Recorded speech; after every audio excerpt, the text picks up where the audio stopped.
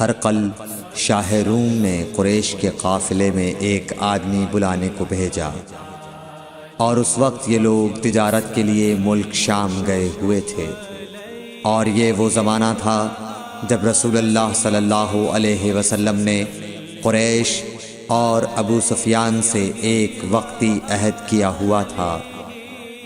جب ابو سفیان اور دوسرے لوگ ہرقل کے پاس ایلیا پہنچے جہاں ہرقل نے دربار طلب کیا تھا، اس کے گرد روم کے بڑے بڑے لوگ، علماء، وزراء و امراء بیٹھے ہوئے تھے۔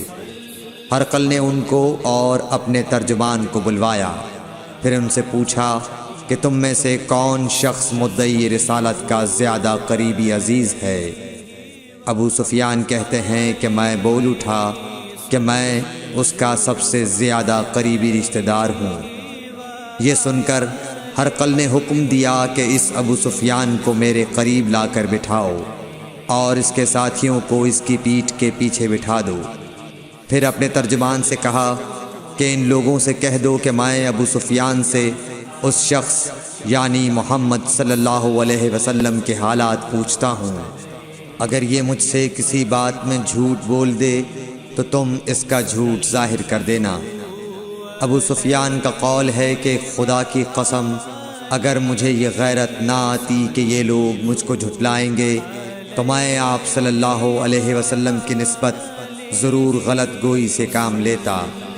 خیر، پہلی بات جو ہرقل نے مجھ سے پوچھی وہ یہ کہ اس شخص کا خاندان تم لوگوں میں کیسا ہے؟ میں نے کہا وہ تو بڑے اونچے عالی نسب والے ہیں۔ کہنے لگا اس سے پہلے بھی کسی نے تم لوگوں میں ایسی بات کہی تھی؟ میں نے کہا نہیں۔ کہنے لگا اچھا اس کے بڑوں میں کوئی بادشاہ ہوا ہے؟ میں نے کہا نہیں۔ پھر اس نے کہا بڑے لوگوں نے اس کی پیروی اختیار کی ہے یا کمزوروں نے؟ میں نے کہا نہیں، کمزوروں نے۔ پھر کہنے لگا اس کے تابعدار روز بڑھتے جاتے ہیں یا کوئی ساتھی پھر بھی جاتا ہے؟ میں نے کہا نہیں۔ کہنے لگا کیا اپنے اس دعوی نبوت سے پہلے کبھی کسی بھی موقع پر اس نے جھوٹ بولا ہے؟ میں نے کہا نہیں، اور اب ہماری اس سے صلح کی ایک مقررہ مدت ٹھہری ہوئی ہے، معلوم نہیں وہ اس میں کیا کرنے والا ہے۔ ابو سفیان کہتے ہیں میں اس بات کے سوا اور کوئی جھوٹ اس گفتگو میں شامل نہ کر سکا۔ ہرقل نے کہا کیا تمہاری اس سے کبھی لڑائی بھی ہوئی ہے؟ ہم نے کہا کہ ہاں۔ بولا پھر تمہاری اور اس کی جنگ کا کیا حال ہوتا ہے؟ میں نے کہا لڑائی ڈول کی طرح ہے، کبھی وہ ہم سے میدان جنگ جیت لیتے ہیں اور کبھی ہم ان سے جیت لیتے ہیں۔ ہرقل نے پوچھا وہ تمہیں کس بات کا حکم دیتا ہے؟ میں نے کہا وہ کہتا ہے کہ صرف ایک اللہ ہی کی عبادت کرو، اس کا کسی کو شریک نہ بناؤ، اور اپنے باپ دادا کی شرک کی باتیں چھوڑ دو، اور ہمیں نماز پڑھنے، سچ بولنے، پرہیزگاری اور صلہ رحمی کا حکم دیتا ہے۔ یہ سب سن کر پھر ہرقل نے اپنے ترجمان سے کہا کہ ابو سفیان سے کہہ دے کہ میں نے تم سے اس کا نسب پوچھا تو تم نے کہا کہ وہ ہم سے عالی نسب ہے، اور پیغمبر اپنی قوم میں عالی نسب ہی بھیجے جایا کرتے ہیں۔ میں نے تم سے پوچھا کہ دعوی نبوت کی یہ بات تمہارے اندر اس سے پہلے کسی اور نے بھی کہی تھی؟ تو تم نے جواب دیا کہ نہیں۔ تب میں نے اپنے دل میں کہا کہ اگر یہ بات اس سے پہلے کسی اور نے کہی ہوتی تو میں سمجھتا کہ اس شخص نے بھی اسی بات کی تقلید کی ہے جو پہلے کہی جا چکی ہے۔ میں نے تم سے پوچھا کہ اس کے بڑوں میں کوئی بادشاہ بھی گزرا ہے؟ تو تم نے کہا کہ نہیں۔ تو میں نے دل میں کہا کہ ان کے بزرگوں میں سے کوئی بادشاہ ہوا ہوگا تو کہہ دوں گا کہ وہ شخص اس بہانے اپنے آباء و اجداد کی بادشاہت اور ان کا ملک دوبارہ حاصل کرنا چاہتا ہے۔ اور میں نے تم سے پوچھا کہ اس بات کے کہنے یعنی پیغمبری کا دعویٰ کرنے سے پہلے تم نے کبھی اس کو دروغ گوئی کا الزام لگایا ہے؟ تم نے کہا کہ نہیں۔ تو میں نے سمجھ لیا کہ جو شخص آدمیوں کے ساتھ دروغ گوئی سے بچے وہ اللہ کے بارے میں کیسے جھوٹی بات کہہ سکتا ہے۔ اور میں نے تم سے پوچھا کہ بڑے لوگ اس کے پیرو ہوتے ہیں یا کمزور آدمی؟ تم نے کہا کمزوروں نے اس کی اتباع کی ہے۔ تو دراصل یہی لوگ پیغمبروں کے متبعین ہوتے ہیں۔ اور میں نے تم سے پوچھا کہ اس کے ساتھی بڑھ رہے ہیں یا کم ہو رہے ہیں؟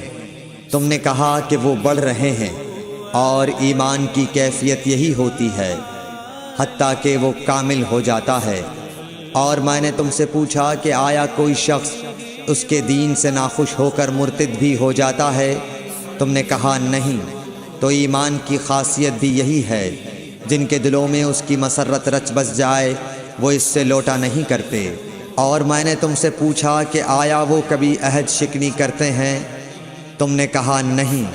پیغمبروں کا یہی حال ہوتا ہے، وہ عہد کی خلاف ورزی نہیں کرتے۔ اور میں نے تم سے کہا کہ وہ تم سے کس چیز کے لیے کہتے ہیں؟ تم نے کہا کہ وہ ہمیں حکم دیتے ہیں کہ اللہ کی عبادت کرو، اس کے ساتھ کسی کو شریک نہ ٹھہراؤ، اور تمہیں بتوں کی پرستش سے روکتے ہیں، سچ بولنے اور پرہیزگاری کا حکم دیتے ہیں۔ لہٰذا اگر یہ باتیں جو تم کہہ رہے ہو سچ ہیں تو ان قریب وہ اس جگہ کا مالک ہو جائے گا کہ جہاں میرے یہ دونوں پاؤں ہیں۔ مجھے معلوم تھا کہ وہ پیغمبر آنے والا ہے، مگر مجھے یہ معلوم نہیں تھا کہ وہ تمہارے اندر ہوگا۔ اگر میں جانتا کہ اس تک پہنچ سکوں گا تو اس سے ملنے کے لیے ہر تکلیف گوارا کرتا۔ اگر میں اس کے پاس ہوتا تو اس کے پاؤں دھوتا۔ ہرقل نے رسول اللہ صلی اللہ علیہ وسلم کا وہ خط منگایا جو آپ نے وحیہ کلبی رضی اللہ تعالیٰ عنہ کے ذریعے حاکم بصرہ کے پاس بھیجا تھا، اور اس نے وہ ہرقل کے پاس بھیج دیا تھا۔ پھر اس کو پڑھا تو اس میں لکھا تھا، اللہ کے نام کے ساتھ جو نہایت مہربان اور رحم والا ہے۔ اللہ کے بندے اور اس کے پیغمبر محمد صلی اللہ علیہ وسلم کی طرف سے یہ خط ہے شاہ روم کے لیے۔ اس شخص پر سلام ہو جو ہدایت کی پیروی کرے۔ اس کے بعد میں آپ کے سامنے دعوت اسلام پیش کرتا ہوں۔ اگر آپ اسلام لے آئیں گے تو دین و دنیا میں سلامتی نصیب ہوگی، اللہ آپ کو دوہرا ثواب دے گا۔ اور اگر آپ میری دعوت سے روگردانی کریں گے تو آپ کی رعایا کا گناہ بھی آپ ہی پر ہوگا۔ اور اے اہل کتاب، ایک ایسی بات پر آ جاؤ جو ہمارے اور تمہارے درمیان یکساں ہے، وہ یہ کہ ہم اللہ کے سوا کسی کی عبادت نہ کریں اور کسی کو اس کا شریک نہ ٹھہرائیں، اور نہ ہم میں سے کوئی کسی کو خدا کے سوا اپنا رب بنائے۔ پھر اگر وہ اہل کتاب اس کتاب سے منہ پھیر لیں تو مسلمانوں، تم ان سے کہہ دو کہ تم مانو یا نہ مانو، ہم ایک خدا کے اطاعت گزار ہیں۔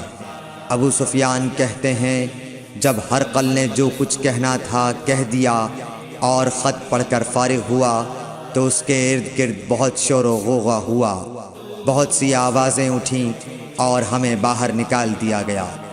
تب میں نے اپنے ساتھیوں سے کہا کہ ابو کبشہ کے بیٹے حضرت صلی اللہ علیہ وسلم کا معاملہ تو بہت بڑھ گیا۔ دیکھو تو اس سے بنی اصفر روم کا بادشاہ بھی ڈرتا ہے۔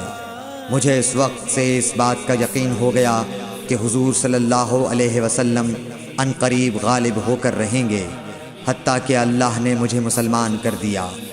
راوی کا بیان ہے کہ ابن ناطور ایلیا کا حاکم ہرقل کا مصاحب اور شام کے نصارہ کا لاٹ پادری بیان کرتا تھا کہ ہرقل جب ایلیا آیا ایک دن صبح کو پریشان اٹھا تو اس کے درباریوں نے دریافت کیا کہ آج ہم آپ کی حالت بدلی ہوئی پاتے ہیں، کیا وجہ ہے؟ ابن ناطور کا بیان ہے کہ ہرقل نجومی تھا، علم نجوم میں وہ پوری مہارت رکھتا تھا۔ اس نے اپنے ہم نشینوں کو بتایا کہ میں نے آج رات ستاروں پر نظر ڈالی تو دیکھا کہ ختنہ کرنے والوں کا بادشاہ ہمارے ملک پر غالب آ گیا ہے۔ بھلا اس زمانے میں کون لوگ ختنہ کرتے ہیں؟